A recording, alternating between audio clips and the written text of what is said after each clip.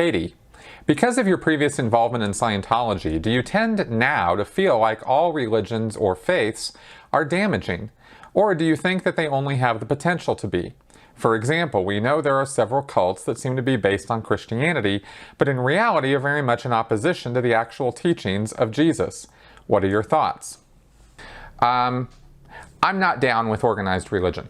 I just think that it causes more harm than it helps. And I fully recognize that there is a lot of good work that is done with religious charities, religious-based foundations and groups that help people.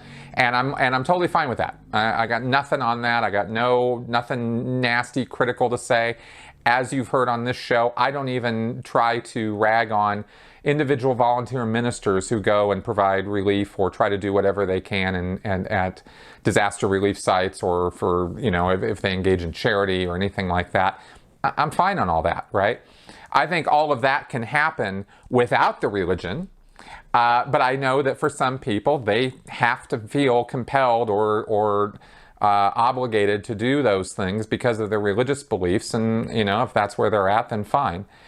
My problem with the whole subject and concept of all of this is that people, the way we think and the way we operate, we tie our beliefs into our identity. It becomes part of who we are.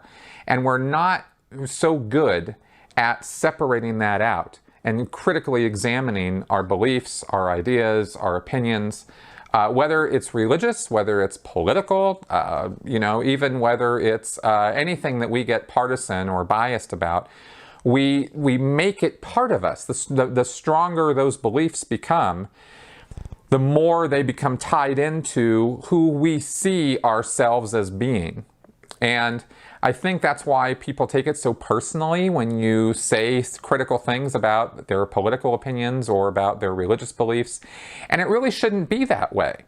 And not everybody does this, of course. There's some people who are really good at being able to keep a level head and separate out their passion and their identity from a belief system. But there's some people who just can't. And in fact, they so much can't that they don't really understand what I'm even talking about right now when I talk about this concept of identity, right? That their beliefs become who they are, and they evaluate the validity of somebody else's criticism against themselves, against their own identity. In other words, you know, I don't particularly believe that Jesus is the Lord and Savior.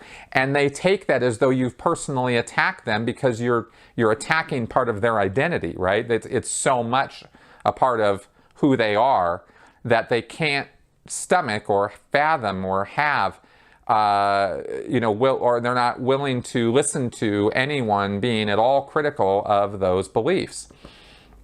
I think that's a shame. I really do. Having come through my own intense belief system, and very intense, and I don't know that I've really talked about that a lot, but, you know, Scientology was this. Everything I'm saying applies to me when I was a Scientologist. And, you know, to a degree to me still, in terms of my opinions and ideas. I'm not, you know, better than anybody else when it comes to this stuff. But you know, when I was a Scientologist, that was absolutely who I was. It was you know, totally tied into me. And that's actually part of the, you know, why it's so hard to get somebody out of it. Any destructive cult, they really, really work you over on that, so that it becomes, you know, an intrinsic part of you. It feels like it becomes an intrinsic part of your entire nature, and you couldn't even fathom not being, you know, a Scientologist. And I know, having experienced that and talked to and studied this stuff for the last couple of years now, and talked to a lot of members of other destructive cults and other faiths, that I'm not alone in this, right? And I think there's a lot of good to be gotten and a lot of benefit for anyone if they can recognize that this thing is they're too close to their beliefs. And maybe it would do some good to sort of put a little bit of separation there and sort of examine them a little bit more critically. There's nothing wrong with that, because if you do that and you get the answers to your questions resolved to your satisfaction, then good. You're even stronger in your faith or your beliefs, right? And if you don't, Well, good. Then you should have separated out from that because it doesn't really make a lot of sense for you, right? So anyway, the thing that really bothers me the most about religious belief specifically, and the passion and identity that people get involved in with that, is you can't prove it at all. You can't prove any of it.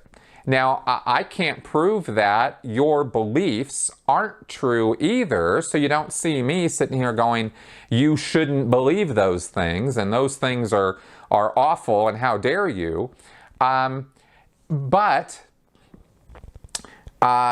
there are supplementary beliefs that people get into as a result of their belief in God or Jesus or whatever, Muhammad, that affect their life in the real world, in this, real world, and affect how they think I should be leading my life, right? When they start dictating their rules and guidelines to me, or they want to put that, they want to tear down separation of church and state and tell me how I should live my life based on their beliefs, I don't know where that comes from. I have no idea where somebody thinks that that's acceptable or okay, or that that's their responsibility or obligation. That's wackadoodle as far as I'm concerned, right? I don't care if you believe in God, or if you think that abortions are awful, or that you think that that the earth was flooded, 6,000 years ago or something. You think anything you want, but some of those beliefs can be disproven, and when they can, or they can be shown to at least be in doubt, like the fact that the earth was flooded 6,000 years ago. Yeah, I don't think so. There's mountains of evidence that show that young earth creationism is utter nonsense. So that goes beyond a belief. That goes into the territory of, we can now show that that's not true. And that thing I was talking about with identity, right? Well, I can show that that's not true, but somebody who's that closely linked into those beliefs can't deal with that kind of evidence. They won't look at it, and that's willful ignorance. And I think that is damaging. I think that is a problem when we get into that problem, the religion versus science thing, right? And I think that is problematic, right, for all of us. So that's where I kind of draw the line on what's acceptable and what's not. For me is, look, if I can disprove something you're asserting with real world evidence, then you really don't have a lot of business believing it, I don't know. I hope that that all makes sense. It's a little bit of a ramble, but it's some viewpoints about belief, and maybe that's helpful. And ask me any other questions you have about that if I wasn't clear about anything.